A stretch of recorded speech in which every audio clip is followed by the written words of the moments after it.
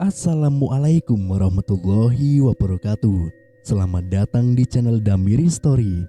Tentunya masih dengan Mas Dam di sini. Kali ini Mas Dam akan melanjutkan cerita tentang Kuyang Kalimantan bagian 8. Cerita ini ditulis oleh Rizka AS dan gak usah berlama-lama lagi. Langsung saja kita masuk ke dalam ceritanya. Mingkar mingpurengang kala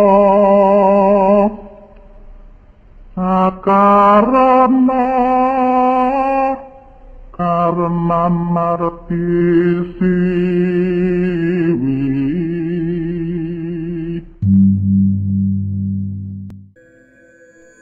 Suara lidah yang menjilat terasa sangat menjijikan. Kami langsung merasakan mual yang luar biasa. Rasanya ingin muntah, namun kami terus menahan.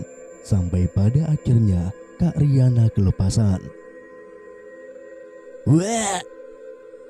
Aku dan Asti langsung mematung dan membisu. Shh, Kak, shh, diem Kak. Bisiku sambil meletakkan jari telunjuk di mulut, kode jangan berisik. Kak Riana mencoba membungkam mulutnya, namun sosok itu sudah terlanjur menyadarinya. Rahangku mengeras saat melihat sosok itu melayang celingak-celinguk mencari asal suara tadi. Kak, kayaknya Kak Melati menyadari keberadaan kita, Kak. Ayo Kak kabur. Sosok itu melayang tepat ke arah kami. Untungnya kami sudah berpindah tempat. Sosok itu mengitari pohon bambu itu dengan wajah bengisnya. Kalian tidak akan lolos dariku. Berani-beraninya ikut campur urusanku. Siapapun di sana, tunggulah aku akan menemukan kalian. Baru saja aku akan bicara, Asti menutup mulutku tatkala sosok itu mulai mendekati tempat persembunyian kami. Hampir saja aku kelepasan. Sungguh keringat dingin sudah bercucuran di seluruh badan kami. Kami saling menggenggam tatkala sosok itu berada tepat di atas kepala kami.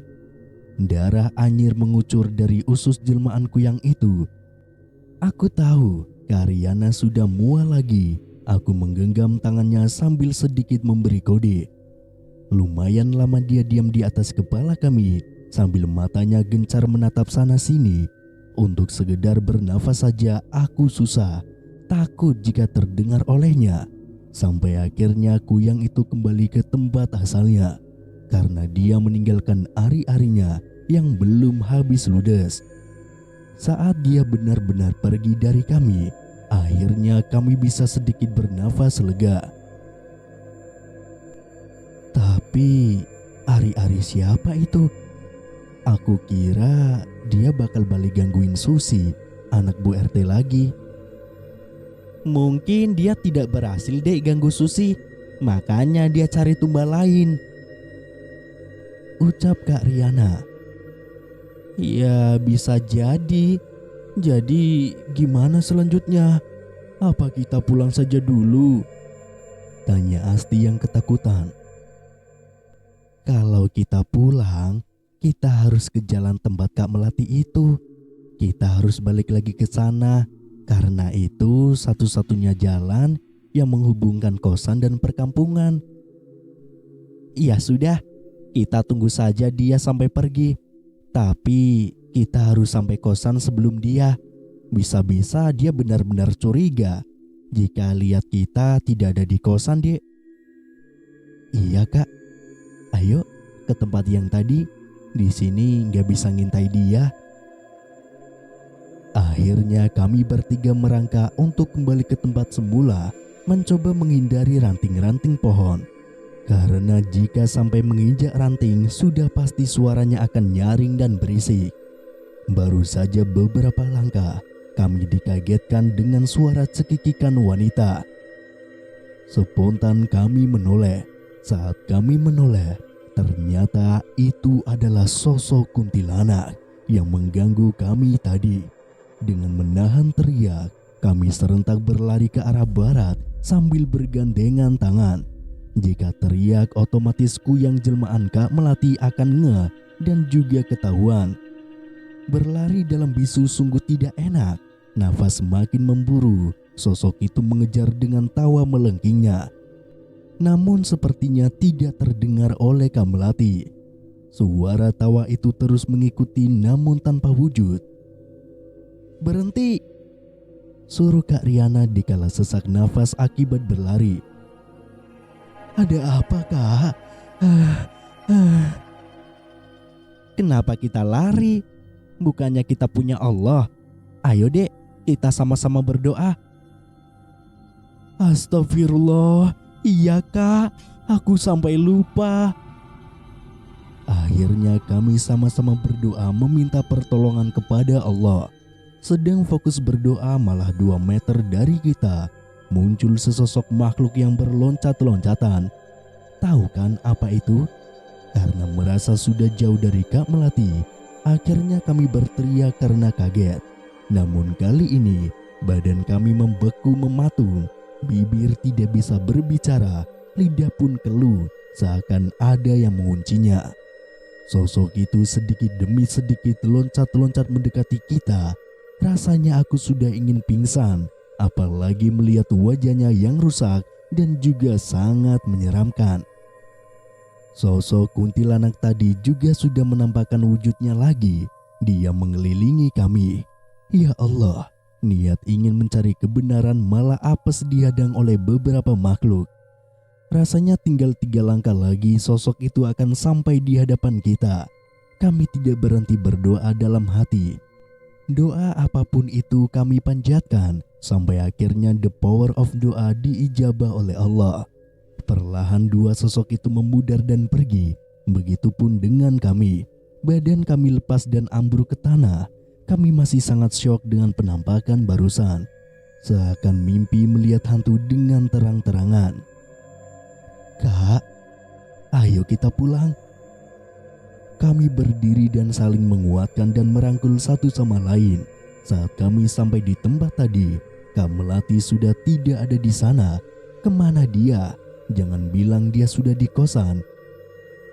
"Dek, Melati udah gak ada. Pasti dia sudah ke kosan lagi. Gimana ini, Dek?" "Aku juga gak tahu, Kak. Buntu." "Pasti Kak Melati bakal curiga banget, Kak." "Bismillah aja, Dek. Ini sudah pukul 2:30 pagi.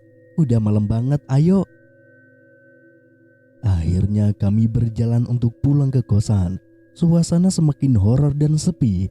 Kami berjalan pelan karena beberapa dari anggota badan kami terluka. Kami sempat beberapa kali tersandung saat berlari tadi.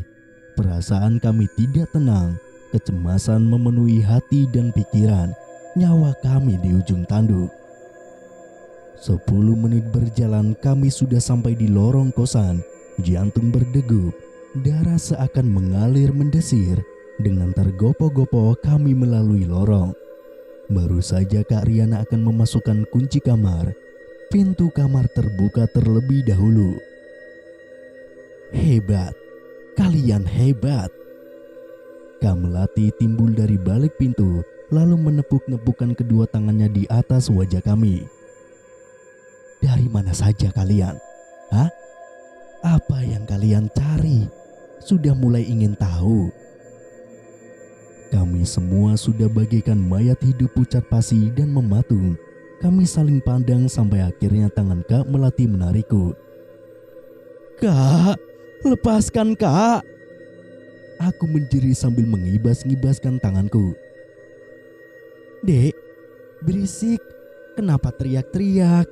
Nanti semua orang pada keluar," ujar Kak Riana sambil meneplak tanganku. Dan kemudian aku tersadar bahwa aku hanyalah halusinasi. Syukurlah, ternyata kami masih berada di depan pintu.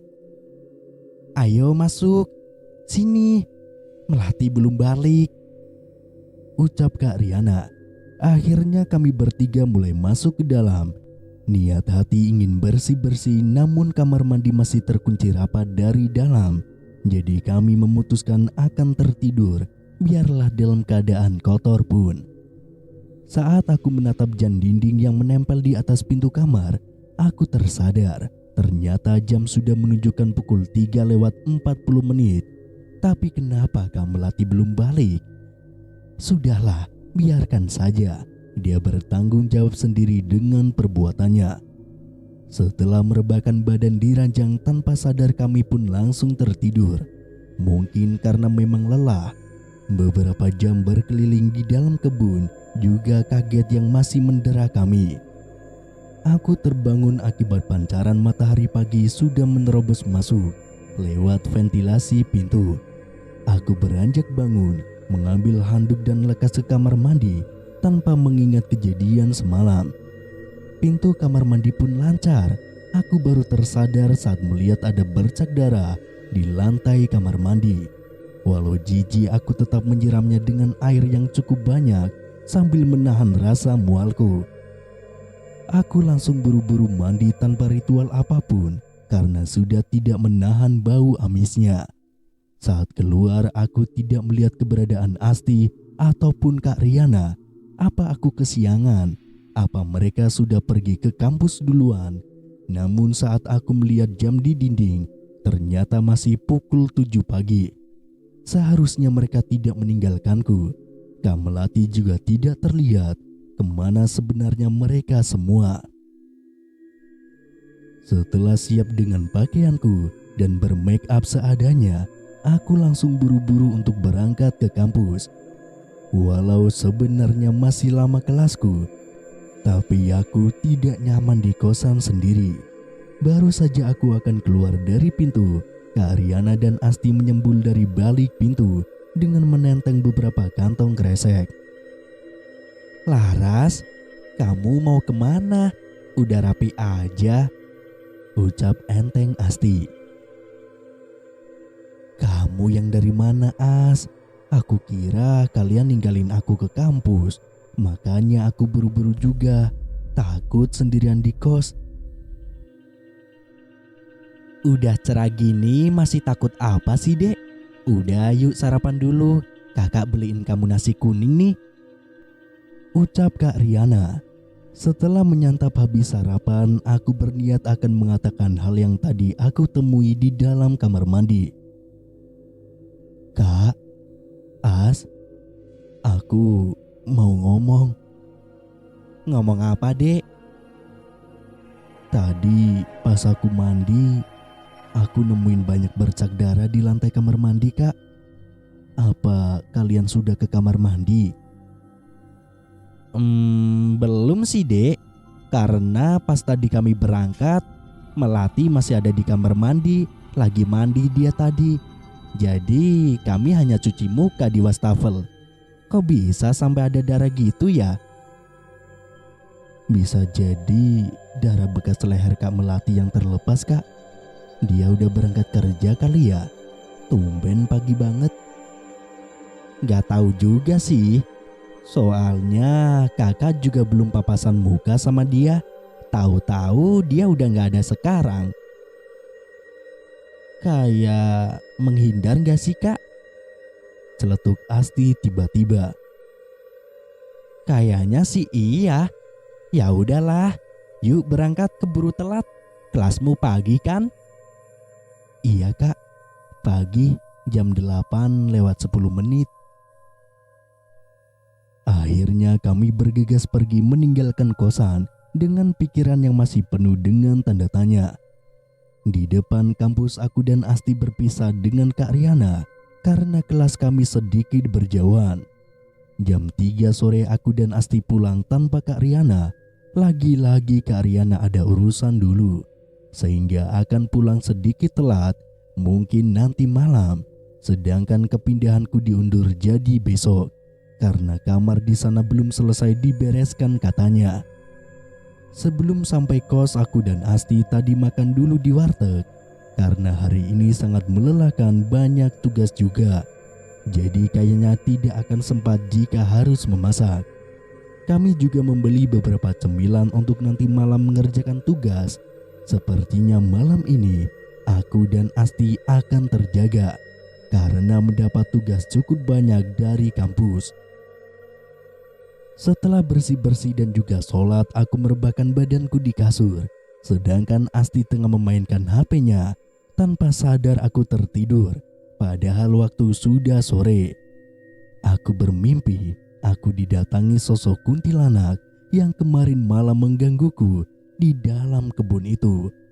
Dia berkata, "Pergilah dari sini jika kalian ingin selamat. Jangan mempercayai orang yang baru kalian kenal, termasuk Riana." Seketika aku langsung terbangun. Aku berulang kali mengucapkan istighfar. Tidak mungkin, pasti sosok itu hanya ingin mengecoh kepercayaanku pada Karyana. Jelas-jelas dia begitu baik kepadaku dan juga Asti. Setelah menetralkan pikiran, aku langsung mengambil wudhu. Karena ternyata sudah memasuki waktu maghrib, pantas saja aku mimpi buruk. Saat akan mengambil wudhu, ternyata di dalam kamar mandi masih ada orang. Mungkin Kak Melati yang baru saja pulang kerja, atau Kak Asti. Karena dari tadi aku terbangun pun, aku tidak melihat Asti. Aku menunggu sambil duduk di kursi dapur, namun aku dengar ada yang bersenandung di dalam, seperti tembang Jawa. Suaranya tidak begitu jelas karena terhalang aliran keran. Tidak mungkin Asti. Dari mana dia tahu tembang aneh seperti itu? Lagi pula kami bukan dari Jawa.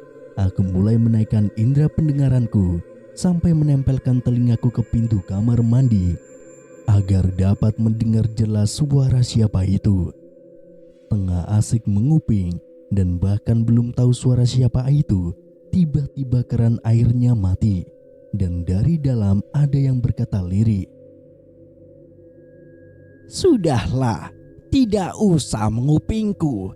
Aku tahu itu kamu. Pergilah sebelum terlambat."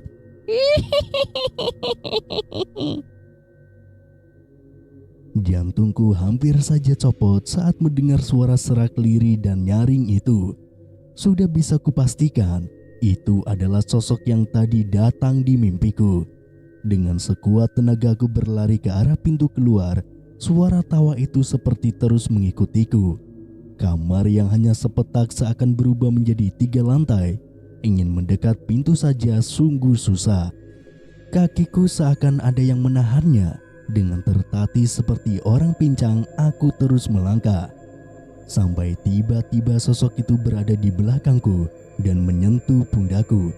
Aku berteriak sekencang mungkin, namun tidak ada suara yang keluar.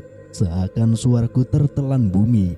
Aku benar-benar takut, sampai-sampai aku melupakan segala doa.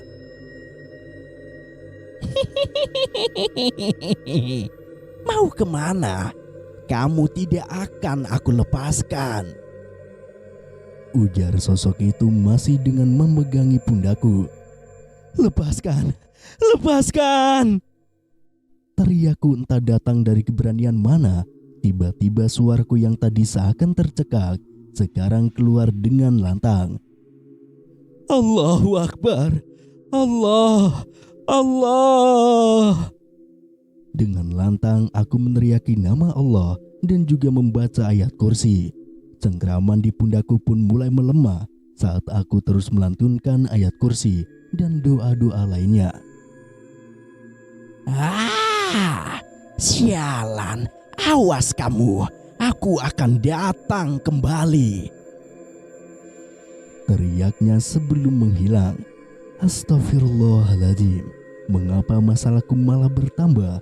Bukannya selesai, misteri Kak Melati saja belum bisa aku pecahkan. Sekarang aku didatangi lagi oleh hantu menyeramkan itu. Aku terkulai lemah di lantai. Rasanya kepalaku akan pecah karena terlalu banyak hal yang aku pikirkan. "Bu, Pak, bantu Laras." Tiba-tiba saja aku mengingat kedua orang tuaku. Aku akan menelpon mereka agar mengurangi rasa cemasku ini. Telepon berhasil tersambung. Aku menantikan dengan perasaan was-was. Semoga saja ibu mengangkat panggilan dariku. karena memang untuk menelpon ibu yang di kampung agak susah, mungkin karena sinyal. Tapi dari tadi aku tidak melihat Asti. Kemanakah dia? Apa mungkin dia keluar membeli sesuatu? Ya sudahlah. Setelah menunggu beberapa waktu, akhirnya telepon diangkat. Assalamualaikum Bu. Pak, sedang apa? Maaf karena Laras baru menelpon lagi. Waalaikumsalam, Duk. Alhamdulillah, Bapak sama Ibu sehat. Kamu bagaimana di sana? Saat ditanya seperti itu, rasanya ingin sekali aku berkata jujur pada mereka, ingin berbagi cerita pada ibu dan bapak, namun aku tidak bisa melakukan itu. Laras, baik-baik saja kok Pak. Bu, Bapak sama Ibu tidak perlu khawatir. Jaga kesehatan ya Pak. Bu, doakan terus Laras di sini agar betah dan bisa berprestasi, dan juga pastinya bisa membanggakan kalian. Ucapku sedikit gemetar dan gugup. Syukurlah kalau begitu. Ibu dan Bapak akan selalu mendoakan kamu, Nduk. Sudah dulu ya, Nduk. Ibu dan Bapak mau ke masjid. Ada acara di sini. Ujar di seberang sana. Akhirnya panggilan terputus. Aku sedikit lega sudah berbincang-bincang dengan ibu dan bapak.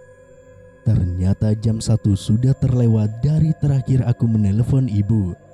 Tapi Asti belum juga kembali. Kak Melati dan Kak Riana juga sama. Perasaanku mulai tidak enak. Aku juga sudah mencoba menghubungi ponsel Asti beberapa kali, namun tidak mau menyambung. Kemana Asti pergi? Lagi-lagi dia bikin aku khawatir saja. Aku sudah tidak bisa hanya menunggu di sini. Sepertinya aku harus mencari Asti keluar. Setelah berganti pakaian, aku bergegas keluar dari kosan. Waktu sudah menunjukkan pukul 8 malam. Aku harus segera menemukan Asti. Kami di sini orang baru. Aku takut Asti nyasar. Yang aku bingungkan adalah kenapa dia tidak memberitahu aku kalau mau kemana-mana. Dengan gemericik hujan yang menemani perjalananku, aku mulai menyusuri jalanan yang gelap dan juga lenggang. Di depan sana jalan raya. Akhirnya aku mempercepat langkah kaki, berniat agar segera mendapatkan keberadaan Asti. Tepat di depan rumah ibu kos, aku berpapasan dengan anak ibu kos yang bernama Fadlan. Laras ya, mau kemana malam-malam begini? Itu mas, saya lagi nyari teman saya. Siapa? Yang kemarin ke rumah? Iya mas, semenjak maghrib dia menghilang. Saya khawatir takutnya dia nyasar. Ya udah, aku bantu cari ya. Ah, tidak usah repot-repot mas. Saya bisa mencari sendiri kok. Sebelumnya terima kasih ya mas. Ucapku dan berlalu meninggalkannya. Namun rupanya dia mengikutiku dan terkekeh ingin membantu. Akhirnya aku mengiyakannya. Kami berdua menyusuri tiap warung makan. Bisa jadi Asti masih makan. Tapi setelah beberapa warung makan dan juga toko dilalui, aku tidak kunjung menemukan Asti. Perasaanku semakin kalu dan cemas. Gimana kalau kamu coba telepon lagi? Siapa tahu teman kamu sudah di kos. Ucap Fadlan membuyarkan lamunanku. Tanpa menjawabnya, aku langsung mengambil ponsel dari saku dan mencoba menelpon Asti. Tut, tut, tut. Hanya itulah jawaban dari telepon ini. Perasaanku semakin tidak karuan. Akhirnya aku mencoba menelepon Kak Riana. Beberapa waktu menunggu, akhirnya diangkat. Halo kak, kakak masih di mana? Ucapku saat baru saja telepon tersambung. Iya dek, kakak masih di jalan nih arah pulang. Kak, Asti hilang, Kak. Hah? Hilang? Kok bisa, Dek?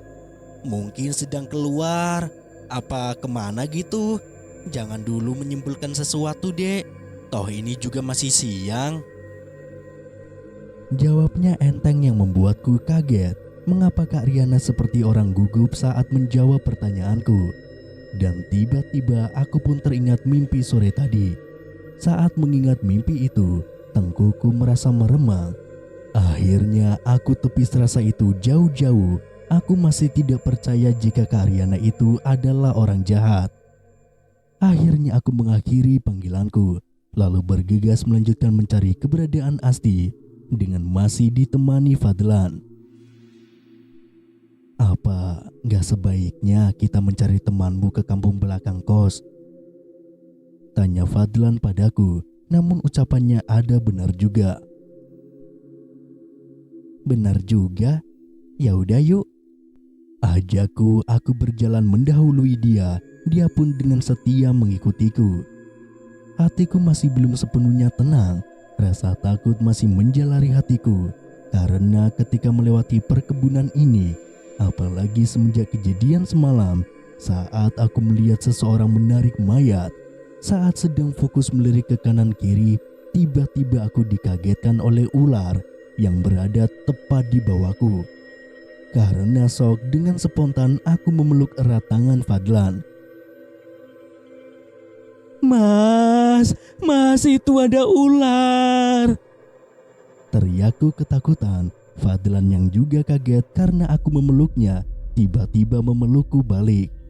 Setelah beberapa saat kemudian, ular itu pun pergi dari hadapan kami. Kami saling pandang lalu menyadarinya. Dengan secepat kilat kami saling melepaskan pelukan. Rasanya malu sekali. Aku pun diam membisu sambil melanjutkan perjalanan. Maafkan saya, Ras. Saya tidak sengaja. Tidak apa-apa, Mas. Saya juga salah. Saya juga minta maaf ya. Rencananya kami akan mengunjungi rumah Susi yang kemarin sempat diganggu Kuyang. Saat melihat jam di ponsel, ternyata sudah pukul 9:30. Sudah sangat malam ternyata. Perasaanku semakin tidak karuan. Saat sudah memasuki perkampungan, aku pun mempercepat langkah kaki. Saat sudah sampai di rumah Susi, keadaan rumah tampak sepi dan lenggang. Tidak ada orang yang berjaga seperti kemarin malam. Fadlan pun tampak kebingungan. Pasti dia tidak paham apapun soal Susi. Dia hanya menemaniku saja. Ya Allah, As, kamu di mana sih? Aku khawatir loh, As. Pulanglah, gumamku sambil berjalan. Jadi, gimana? Mau langsung pulang? Tanya Fadlan. Iya Mas, pulang saja. Lagian ini juga sudah malam. Aku bingung mesti nyari kemana lagi. Mudah-mudahan Asti sudah berada di kosan. Di perjalanan pulang, tengkuku meremang dan samar-samar ada yang berbisik. Temanmu sudah mati. Aku semakin merapatkan posisiku pada Fadlan. Rasanya ada yang mengikuti kami. Fadlan pun tidak protes. Apakah dia merasakan hal yang sama? Entahlah. Intinya saat ini pikiranku hanya tertuju pada Asti. Mengapa sosok itu berbicara seperti itu? Ada apa dengan Asti? Tanpa tersadar aku meneteskan air mata. Apa yang harus aku katakan jika ibu dan bapaknya menelpon? Namun aku tidak mau berpikir terlalu jauh. Asti pasti baik-baik saja. Aku seakan berperang dengan isi kepalaku sendiri. Beberapa saat kemudian kami telah sampai di depan kosan kami. Aku pun izin masuk dan tidak lupa mengucapkan terima kasih karena Fadlan telah menemaniku. Namun tiba-tiba Fadlan memanggilku. Iya, kenapa Mas? Apa boleh saya minta nomor kamu? Bukan maksud apa-apa kok. Kalau tidak boleh juga saya tidak memaksa. Ucapnya sedikit gugup. Sebenarnya aku bukan tipe wanita yang sembarangan ngasih nomor HP. Namun karena dia telah baik kepadaku, kurasa tidak apa-apa. Akhirnya aku pun memberikan nomor HP-ku. Dia pulang, aku pun masuk. Saat masuk kosan, aku sangat berharap Asti ada. Namun ternyata Asti masih tidak ada. Asti beneran hilang. Saat aku menelisik seisi kosan, aku pun tidak menemukan Kak Melati maupun Kak Riana. Kemana mereka semua? Namun tiba-tiba, prak!